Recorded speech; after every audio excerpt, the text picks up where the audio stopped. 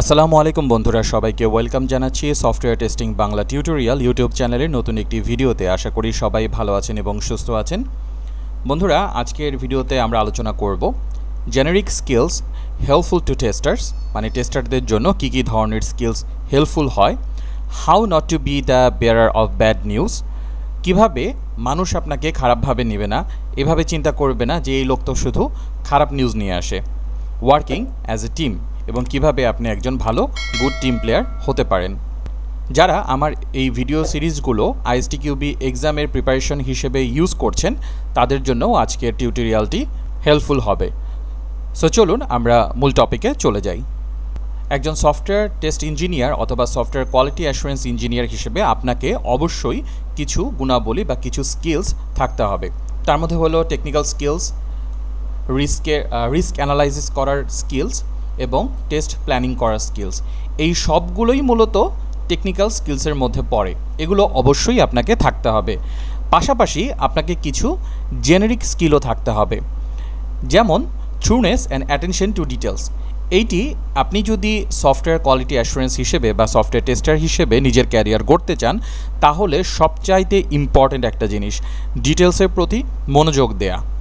কিভাবে ডিটেলসের প্রতি আমরা মনোযোগ দিতে পারি এবং কিভাবে ছোট্ট একটি ফাংশনালিটি বা ছোট্ট একটি সফটওয়্যারের মধ্যেও আসলে ডিটেলসের প্রয়োজনীয়তা পড়তে পারে।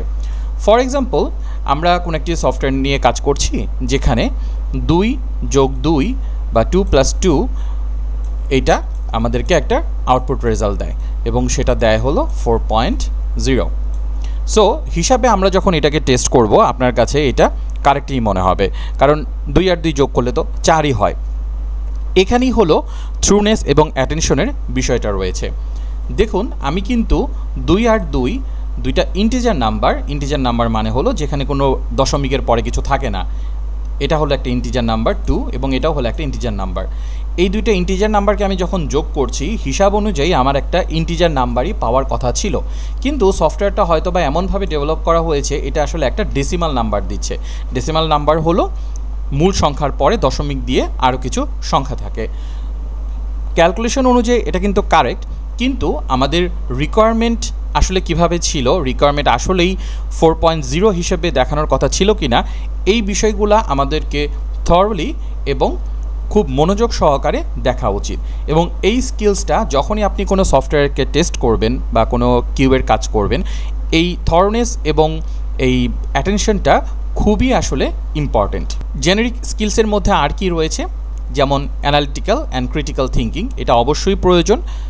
আপনি যদি অ্যানালিটিক্যাল এবং ক্রিটিক্যাল থিঙ্কিং প্রপারলি না থাকে, আপনি হয়তো একটা কিউয়ের জবে ল্যান্ড করতে পারবেন, কিন্তু সেখানে সার্ভাইভ করাটা আসলে খুবই কঠিন হবে। কারণ একে তো এই জবটাই হলো ক্রিটিক্যাল থিঙ্কিংয়ের বিষয়, কারণ আপনি আসলে মানুষের ভুল ধরবেন, মানুষের কাজের মধ্যে ভুল ধরবেন, সমস্যা খুঁজে বের করবেন। সো আপনাকে হাইলি অ্যানালিটিক্যাল হতে হবে এবং আপনাকে ক্রিটিক্যাল থিঙ্কিং থাকতে হবে, একটু অন্যভাবে জিনিসটা দেখার চিন্তা করতে হবে। একটা স্টেক হোল্ডার্স, আমি আগেও একবার আলোচনা করেছি, স্টেক হোল্ডার্স হলো একটা সফটওয়্যারের সাথে যারা জড়িত বা যারা আসলে এই সফটওয়্যার থেকে বেনিফিটস নিচ্ছে, সবাইকে স্টেক হোল্ডার্স বলা হয়। এখানে ডেভেলপার আছে, সফটওয়্যার ম্যানেজার আছে, কিউএ ম্যানেজার আছে, টেস্টার আছে, এবং যার জন্য প্রোডাক্টটা বানাচ্ছি সে আছে, প্রোডাক্ট ওনার আছে, যে আসলে ক্লায়েন্টের কাছ থেকে কাজটা বুঝে নিয়েছে, বিজনেস অ্যানালিস্ট আছে, অনেকেই আসে। তো একজন কিউএ মূলত এই সবগুলো অ্যাঙ্গেল থেকে থিঙ্ক করার ক্যাপাবিলিটি থাকা উচিত, এবং এটাই আসলে আপনার কাছে এক্সপেক্টেন্সি। আপনি সব অ্যাঙ্গেল থেকে, বিভিন্ন অ্যাঙ্গেল থেকে বিভিন্নভাবে কোনো একটা সফটওয়্যারকে বা কোনো একটা রিকোয়ারমেন্টকে দেখতে পারবেন এবং থিঙ্ক করতে পারবেন। প্লাস কিছু টেকনিক্যাল নলেজও প্রয়োজন, যেমন এইচটিটিপি কীভাবে কাজ করে, এইচটিএমএল কী জিনিস, সিকুয়েল কী জিনিস, স্ক্রিপ্টিং কী জিনিস, এবং ইন জেনারেলি কম্পিউটার সায়েন্সের ফান্ডামেন্টালস বিষয় সম্পর্কেও আপনাকে আইডিয়া থাকতে হবে। সফটওয়্যার ইঞ্জিনিয়ার লাইনে বা কিউএ লাইনে শুধুমাত্র যে কম্পিউটার সায়েন্স বা সফটওয়্যার নিয়ে যারা পড়াশোনা করেছে তারাই আসতে পারে, ব্যাপারটা এমন না। যে কোনো সেকশন থেকে মানুষ, যে কোনো পড়াশোনা লাইন থেকেই এখানে আসতে পারে। বাট আপনি যখন এই লাইনে আসার প্ল্যান করছেন, চিন্তা করছেন, তখন অবশ্যই আপনাকে কম্পিউটার নিয়ে বেসিক কিছু ধারণা থাকতে হবে। কম্পিউটারটা কীভাবে কাজ করে, এটার সফটওয়্যারগুলো কীভাবে কাজ করে, কোন লেয়ারে কী থাকে। আপনাকে যে খুব এক্সপার্ট হতে হবে তা না, কিন্তু একজন কিউয়ের কাছে ইন জেনারেলি সবার এক্সপেক্টেন্সি থাকে আপনি সব বিষয়ে কিছু না কিছু পারদর্শিতা আপনার থাকবে। এবং অবভিয়াসলি সবচাইতে ইম্পর্টেন্ট যে জিনিসটা আমাদের দরকার সেটা হলো কমিউনিকেশন স্কিল অ্যান্ড এমপ্যাথি। এই সবগুলো নিয়ে আমরা ইন ডিটেলসে আরও কথা বলবো। সফটওয়্যার টেস্টার বা কিউএ যারা থাকে তাদেরকে কিছু সিনারিও হরহামেশাই ফেস করতে হয়, যেমন I don't like this guy, I won't tell him. তো দেখা যায় আমরা যখন কোথাও জব করি সবার সাথে আসলে রিলেশনশিপ একরকম থাকে না। সো আপনি অ্যাজ এ কিউএ হিসেবে আপনি কোনো একটা ইস্যু খুঁজে পেয়েছেন, কিন্তু যেই ডেভেলপারটার এই কাজটা করেছিল বা যেই ব্যক্তি এই কাজটা করেছিল, বা আপনার সেটা আদার কোনো কিউএ মেম্বারও হতে পারে, আপনার কাছে হয়তো বা ইস্যুটা ধরা পড়েছে কিন্তু তার সাথে আপনার রিলেশন ভালো না। তো আপনি চিন্তা করলেন I don't like this guy, I won't tell him, পছন্দ করি না তাই বলবো না, খাও বাবা তুমি তোমার মতো থাকো। এই কাজটা, এই ধরনের মানসিকতা আসলে অ্যাজ এ কিউএ হিসেবে রাখাটা একদমই ভালো না, এবং এই ধরনের মানসিকতা আমরা যদি রাখি তাহলে আমরা আসলে ক্যারিয়ারে খুব ভালো গ্রোথ করতে পারবো না। তারপর আরেকটা চিন্তা আমাদের মাথায় আসে, এবং এগুলো এখানে যেই 3টা পয়েন্টের কথা বলা হচ্ছে এটা কিন্তু খুবই কমন এবং প্র্যাকটিক্যাল। আমরা যখন ফিল্ডে নামবো, মানে জব ফিল্ডে নামবো, তখন এই সবগুলা বিষয়ই আমরা কম বেশি ফেস করব। যে আরে এই লোক তো খুব একটা ভালো মতো কাজই করে না, এ তো ঠিক মতো কাজই করে না, তাহলে আমি কেন করব, আমার এত কি ঠেকা পড়ছে, আমাকে যতটুকু বলছে আমি এতটুকুই করবো, এর বাইরে আমি করব না। এটাও কিন্তু ইন জেনারেলি একটা সময় এক এক মানুষের মনে এই ধরনের জিনিসগুলো আসে, বা আমাদের যেটা উচিত এই ধরনের থিঙ্কিংগুলোকে সাইডে সরিয়ে রাখা। Then my manager is driving me crazy. So দেখা যায় অনেক সময় ডেডলাইন থাকে, ম্যানেজার এসে 1 ঘন্টা পর পরে আপডেট নেয়, কি ভাই কতটুকু হলো, কতটুকু কাজ বাকি আছে, আজকে দিতে পারবেন কি না, আজকে কিন্তু দিতেই হবে। এবং অনেক সময় মাথার কাছে এসে এরকমও বলে, ভাই আজকে যদি এটা দিতে না পারেন তাহলে কিন্তু আজকে আপনার যাওয়া নাই, আজকে এটা শেষ করেই আপনাকে যেতে হবে। তো এই ধরনের কিছু ম্যানেজার থাকে এবং এটাই বাস্তবতা, ইন্ডাস্ট্রিতে এই ধরনের ম্যানেজার আছে। বাট এই ধরনের ম্যানেজার থাকলেও আসলে এই ধরনের ম্যানেজার তো আমরা অ্যাভয়েড করতে পারবো না, যেহেতু সে আমার ম্যানেজার, সে ডেভেলপমেন্ট ম্যানেজার হতে পারে, প্রজেক্ট ম্যানেজার হতে পারে, বা কিউএ ম্যানেজারও হতে পারে। বাট তাদেরকে একটু সিস্টেমেটিক্যালি হ্যান্ডেল করতে হবে। বাট নেগেটিভ আসলে কোনো সাইডই হওয়া যাবে না।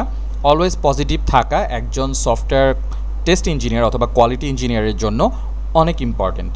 এবং এখানে যে একটা জিনিস বলেছি, tester must have the interpersonal skill. তো ইন্টারপার্সোনাল স্কিল বলতে আসলে কী বোঝাচ্ছি, মানে আপনার আবেগ, আপনার ইমোশন, এগুলো আমরা অ্যাজ এ হিউম্যান বিং আমাদের থাকবেই। আমাদের মেজাজ খারাপ হবে, আমাদের রাগ হবে, বিরক্ত হবে, ব্রেন কাজ করবে না, বাট এগুলোকে নিজের মধ্যে সারপ্রেস করে রেখে একটা পজিটিভ ভাইব দিয়ে আমাদেরকে আসলে কাজগুলো করে যেতে হবে। এবং এটা করলেই দেখবেন একটা সময় মানুষ আসলে চেঞ্জ হয়, সব কিছুই চেঞ্জ হয়, এবং আপনার প্রতি এই যে ব্যবহারগুলো বা আপনার টিমমেটের যে বিহেভিয়ারগুলো, এগুলোও দেখবেন একটা সময় আস্তে আস্তে ঠিক হয়ে গেছে। সো এই কারণে আমাদের এই ইন্টারপার্সোনাল স্কিল কীভাবে অ্যাকোয়ার করা যায়, আপনারা ইন্টারনেটে সার্চ দিলে অনেক এই ধরনের ভিডিও পাবেন, ইউটিউবে ভিডিও পাবেন, সেগুলো দেখে আপনারা এই বিষয়ে স্কিল অর্জন করতে পারবেন। বাট এটা খুবই ইম্পর্টেন্ট, আপনাকে অবশ্যই এই স্কিলগুলো অর্জন করতে হবে। এটা তো গেল আমাদের, এতক্ষণ বললাম আমাদের কিউএ বা আমাদের টেস্টাররা আসলে কী ধরনের ফিলিংস কাজ করে, কী ধরনের কাজ আমাদের মধ্যে কাজ করে।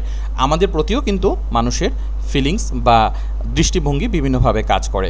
যেমন একটা হলো বেয়ারার অফ ব্যাড নিউজ, মানে আমাদেরকে মানুষ ধরেই নেয় যে এই ব্যক্তি আসছে মানেই এ হলো কোনো একটা ঝামেলা বা কোনো একটা খারাপ একটা নিউজ নিয়ে আসছে। আমার একটা পার্সোনাল এক্সপিরিয়েন্স বলি, আমি একটা জায়গাতে জব করতাম কিউএ হিসেবে, এবং সেইখানে অবভিয়াসলি আমরা কিউএ আমরা ইস্যু খুঁজে পাবো এবং ইস্যু নিয়ে আমাদেরকে রিজলভ করানোর জন্য ডেভেলপারদের কাছে যেতে হয়। অনেক সময় দেখা যায় যে আমরা ফর্মালি যেই সব টুলসগুলো ইউজ করি বাগ রিপোর্টিং করার জন্য, সেখানে রিপোর্ট করার পরেও অনেক সময় ডেভেলপাররা সেগুলো কাজের প্রেশারে হয়তো বা দেখে না, আমাদেরকে ফেস টু ফেস গিয়ে কথা বলতে হয়। তো আমি যখনই সেখানে যেতাম তখনই সেখানে 2 জন ডেভেলপার ছিল যারা এরকম একটা মন্তব্য করতো, এই যে ভাই আসছে, এবার তো কাজকাম সব শেষ, এবার তো আমাদের এই ইস্যু ফিক্স করতে করতেই বেলা পার হয়ে যাবে। আচ্ছা, সো এই দৃষ্টিভঙ্গিটা কিউএদের প্রতি মানুষের, মানে সফটওয়্যার ইন্ডাস্ট্রিতে যারা থাকেন আপনার টিমমেট বা আদার্স টিমের, এটা একটা কমন একটা দৃষ্টিভঙ্গি। এটাকে আসলে আপনি কিছুই করতে পারবেন না, আপনার এন্ড থেকে আসলে করার কিছু নাই।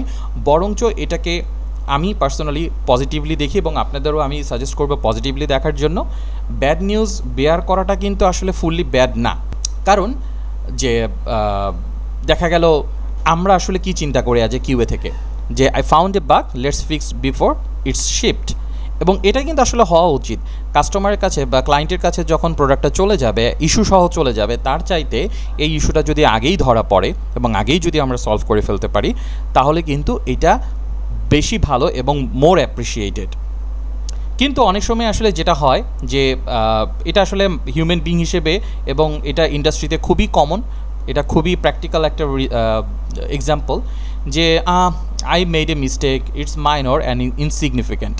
সো ডেভেলপাররা ম্যাক্সিমাম সময় এরকম চিন্তা করে, আচ্ছা এটা অতটা ইম্পর্টেন্ট কিছু না, এটা এখন ঠিক না করলেও চলবে, এত আহামরি কিছু না। কিন্তু আসলে তাদের সাথে আমাদের রিলেশনশিপটা আসলে এমনভাবে তৈরি করতে হবে তারা যাতে এইরকমভাবে চিন্তা না করে, এবং এটা আমাদেরকেও উচিত তাদেরকে যখন আমরা ইনফরমেশনটা দিব এমনভাবে না দিই যে এটাকে তারা একটা নেগেটিভ হিসেবে নেয়, যে না এই লোক তো শুধু এসে খালি আমার ভুল ধরে, আমার মিস্টেক ধরে। কারণ আমরা আসলে কখনই গা বাঁচানোর চেষ্টা করি যখন আসলে ফিল করি যে না আমার উপরে দোষ আসতেছে, বা আমরা এরকম ফিল করি যে আমার উপরে দোষ আসা শুরু হচ্ছে। সো আমাদের কমিউনিকেশনটা এমন হওয়া উচিত না যাতে করে ডেভেলপার থিঙ্ক করে যে এ তো আমার শুধু দোষ ধরে এবং এই ইস্যুটা আসলে এই মুহূর্তে আমি ধরবো না। কারণ একটা বিষয় হলো যে যখন আপনি অ্যাকনোলেজ করবেন এখানে ইস্যু হয়েছে বা আপনার মিস্টেক হয়েছে, তখন কিন্তু এটা আলটিমেটলি আপনার উপরে কিছুটা হলেও আসে, যে না আপনার যে পারফরমেন্স অ্যাপ্রিজাল রয়েছে বা আপনার যেই ইয়ারলি রিভিউ রয়েছে সেখানে কিছু না কিছু ইম্প্যাক্ট পড়তে পারে। বাট অ্যাজ এ টিম হিসেবে আমাদের সবাইকে এমনভাবে আসলে কমিউনিকেশন রাখা উচিত বা এমনভাবে আমাদেরকে প্রেজেন্ট করা উচিত এই ধরনের নেগেটিভ ভাইব যাতে না আসে। আর এই ধরনের চিন্তাভাবনা যে ধরনের টিমে থাকে সেগুলো আসলে হেলদি এনভায়রনমেন্ট বজায় রাখে না, এবং আলটিমেটলি সেগুলো লং রানে সার্ভাইভও করে না। আমাদের যখন এভাবে কোনো ডেভেলপার নেগলেক্ট করে দেয় যে না আমার এইটা ভাই এমন আহামরি ইস্যু না, কোনো সমস্যা নাই, এটা এখন ফিক্স না করলেও চলবে, তখন আমাদেরও একটু গায়ে লাগে যে how dare you, I spend so much time on it. So আমরা যখন একটা ইস্যুটা খুঁজে পাই, সেটাকে বাগ রিপোর্ট করি, স্ক্রিনশট নেই, বিভিন্ন স্টেপ লিখি, কিভাবে আমরা ট্রাই করেছিলাম, কোন এনভায়রনমেন্টে ট্রাই করেছিলাম, দেখা গেল যে ছোট্ট একটা বাগ খুঁজে বের করতে আমাদের ঘন্টার পর ঘন্টা চলে যায়। সো আমাদের সেই ইস্যুটাকে যখন কেউ ইনসিগনিফিকেন্ট বলে দেয়, যেটা আসলে তেমন গুরুত্ব নেই, খুব সামান্য জিনিস, ভাই এটা নিয়ে এত মাথা ঘামানোর কোনো দরকার নেই, তখন স্বাভাবিক আমাদেরও একটু খারাপ লাগতে পারে, বাট এটাও আমাদের করা যাবে না, নেগেটিভলি জিনিসগুলো নেওয়া যাবে না। সো আলটিমেটলি যেটা হয় যে যখন এই ধরনের একটা সিনারিও তৈরি হয় তখন টিমের মধ্যে একটা ব্লেমিং সিচুয়েশন তৈরি হয়, যে ব্লেমিং ইনস্টেড অফ কমিউনিকেটিং। তারা তখন আসলে কমিউনিকেশন মোডে থাকে না, তারা আসলে ব্লেমিং মোডে থাকে, না আমি তো ইস্যু রেজ করছি, ডেভেলপার তো পাত্তাই দিল না। আবার ডেভেলপার বলবে যে না সে তো রিকোয়ারমেন্ট আগে ভালো মতন করে নাই, সে তো রিকোয়ারমেন্ট আগে ভালো করে কিউএ করলে তাহলে এই ধরনের সমস্যাগুলো হতো না। So instead of solving the problem they fight with each other, এবং কোঅপারেট করে না, তারা একে অপরের সাথে কোঅপারেটিভ হয় না। এইটা আসলে একদমই একটা হেলদি এনভায়রনমেন্ট না, এবং আমরা তো আসলে মানুষকে ঠিক করতে পারবো না, আমরা ট্রাই করতে পারি, বাট আমরা অ্যাজ এ কিউএ হিসেবে নিজেদেরকে এই বিষয়গুলোর প্রতি ট্রেন আপ করবো, এবং নিজেরা কীভাবে আসলে এ থেকে বেঁচে থাকতে পারি বা অন্যকে এই ধরনের ব্যাড ভাইব দেওয়া থেকে নিজেদেরকে স্টপ করতে পারি, এই বিষয়গুলো আমাদেরকে ট্রাই করে যেতে হবে। সো যেটা বললাম যে অনেক সময় ডেভেলপাররা এই ধরনের চিন্তা করে যে একটা বাগ মানেই তো কাজ আবার বেড়ে গেল, ঝামেলা আবার বেড়ে গেল, একটা নেগেটিভ ফিডব্যাক চলে আসলো।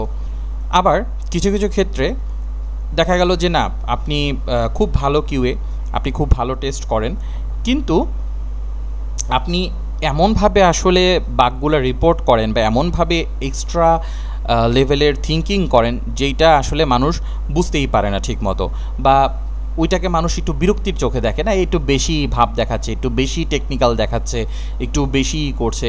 সো আমাদের আসলে ওইখানেও একটা ব্যালেন্স করতে হবে, এমন একটা ভাব দেখালে হবে না যে না আমাদেরটাই সব ঠিক, এবং আমরা এমনভাবে বাগ রিপোর্ট করব না যেখানে আসলে কমিউনিকেশনের কোনো গ্যাপ রয়েছে।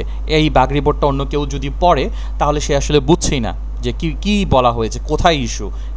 অনেক সময় এরকম হয় যে খুব ভালো টেস্টার কিন্তু সে আসলে খুব ভালো প্রসেস ফলো করতে পারে না, খুব ভালো রিপোর্ট লিখতে পারে না, এবং এটাও কিন্তু একটা নেগেটিভ সাইড।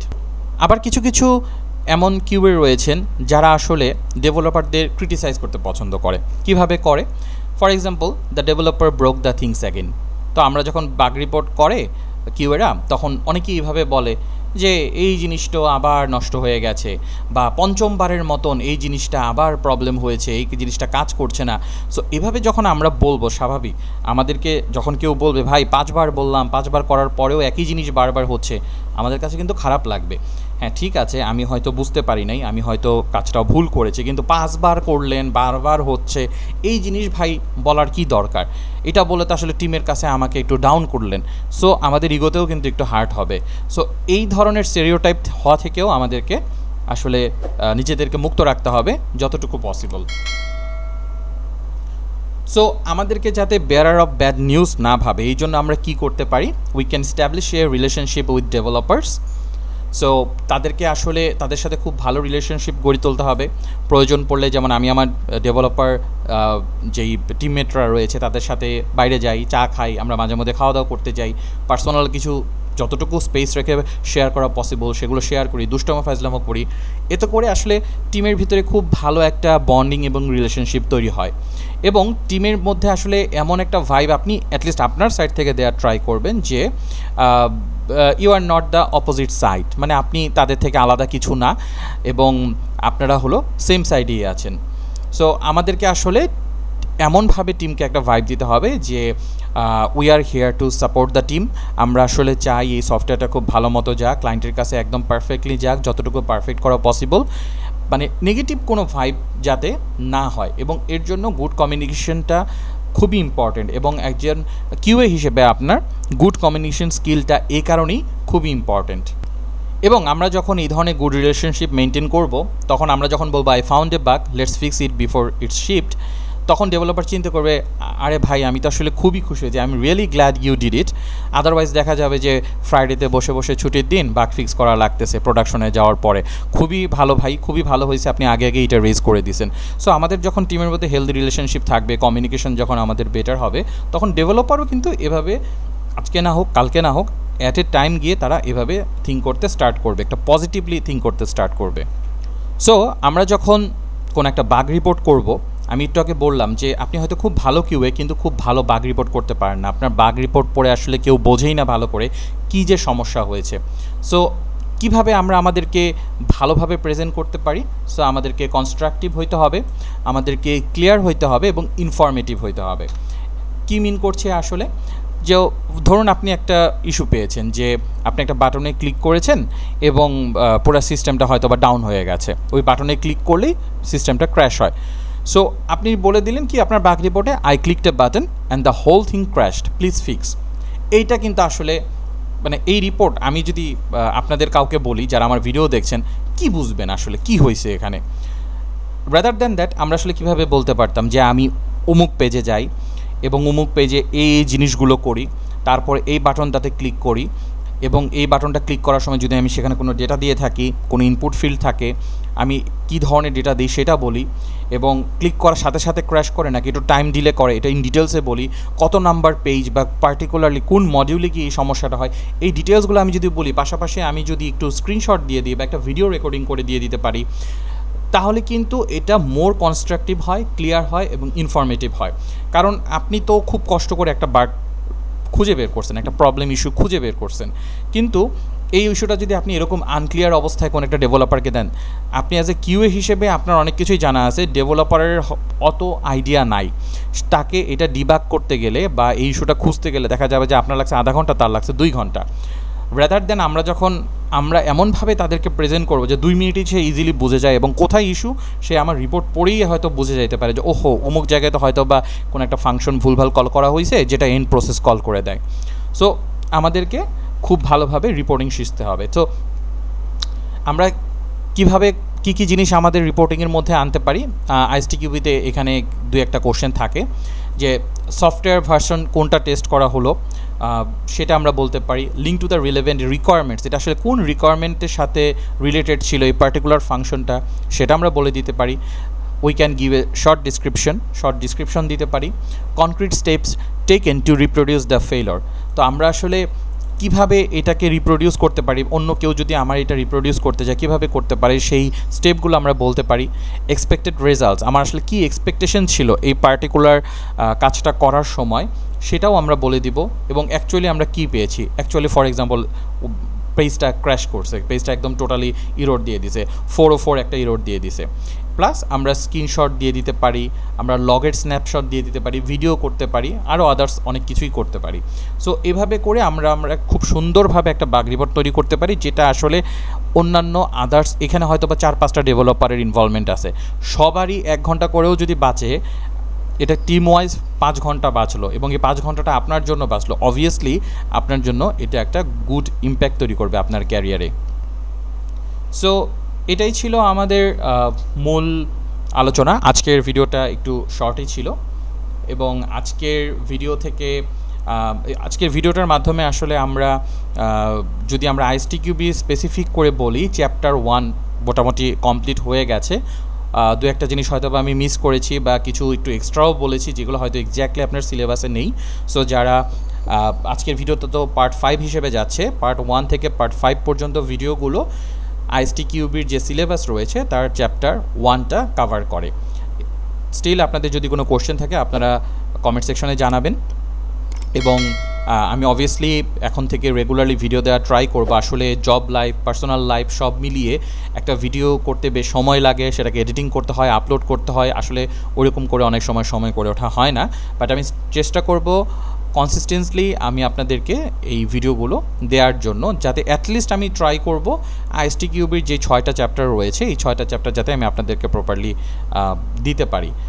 এবং এখানে আসলে এই পার্ট 1 যারা আজকের ভিডিওটা জাস্ট দেখছেন তারা আসলে পার্ট 1 থেকে পার্ট 5 পর্যন্ত ভিডিওগুলো দেখলে কী কী শিখতে পারবেন, সেটা হলো list of common objectives for testing and understanding the difference between testing and debugging, যেটাও আমরা শিখেছি। Understanding the difference between testing, QA, QC and QM, এগুলোর মধ্যে ডিফারেন্স কী, নামগুলো এবং কাজগুলো অনেকটা সিমিলার টাইপের, বাট স্টিল এখানে অনেক ডিফারেন্স রয়েছে, ভিডিওগুলোতে পেয়ে যাবেন। What is mistake and defect and failure, and most importantly ISTQB যদি এক্সাম দিতে চান এই পার্টটা খুব ইম্পর্টেন্ট। সম্ভবত আমি থার্ড যেই ভিডিওটি রয়েছে পার্ট 3 সেখানে কভার করেছি 7 টেস্টিং প্রিন্সিপাল, এবং এই চ্যাপ্টার 1 থেকে যে কয়টা কোশ্চেন আসে ম্যাক্সিমাম কোশ্চেনই এই 7 টেস্টিং প্রিন্সিপালের উপরে বেস করে আসে। Then recall test activities and their related work products, so কী কী ওয়ার্ক প্রোডাক্টগুলো আসলে হয়, টেস্ট অ্যাক্টিভিটিগুলো আসলে কী করি, কোন অ্যাক্টিভিটির কী ওয়ার্ক প্রোডাক্ট, সেগুলো নিয়ে আমরা কথা বলেছি। Describe 2 common test roles, QA manager এবং টেস্টার, এই 2টা বিষয় নিয়ে আমরা কথা বলেছি। সো আশা করব আমার পার্ট 1 থেকে পার্ট 5 পর্যন্ত এই ভিডিওগুলো দেখলে আপনারা মোটামুটি চ্যাপ্টার 1 সম্পর্কে বেশ ভালো আইডিয়া পেয়ে যাবেন। সবাইকে অসংখ্য ধন্যবাদ ধৈর্য ধরে আমার ভিডিও দেখার জন্য। সবাইকে পরবর্তী ভিডিও দেখার আমন্ত্রণ জানিয়ে আজকের ভিডিও এখানেই শেষ করছি। সবাই ভালো থাকবেন। আল্লাহ হাফেজ অ্যান্ড আসসালামু আলাইকুম।